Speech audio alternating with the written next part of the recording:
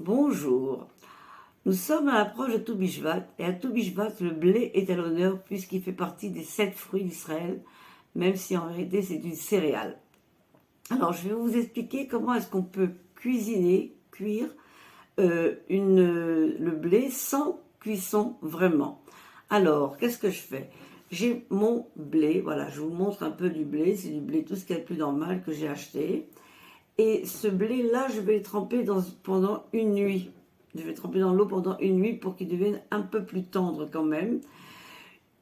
Après la nuit, je prends ce blé et je le mets dans un thermos d'eau chaude. C'est-à-dire que je mets de l'eau bien chaude dans mon thermos et après je rajoute mon blé qui a été trempé, qui est déjà un tout petit peu plus tendre, et je le mets dans le thermos et grâce à l'eau chaude du thermos, eh ben, il va cuire complètement et il va cuire et pendant une nuit, le lendemain, il est cuit, il est très tendre, il est très mangeable.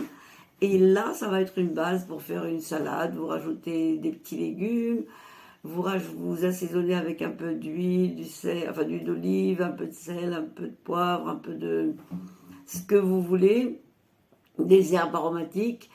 Vous avez une très très bonne, ça va être une excellente salade par exemple. Vous pouvez le faire aussi en plat, en accompagnement.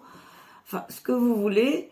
Faites travailler votre imagination, mais à partir du moment où vous avez une cuisson sans gaz, sans plaque électrique, sans four, bon, c'est déjà très agréable. C'est une autre façon un peu sympathique de cuisiner le blé.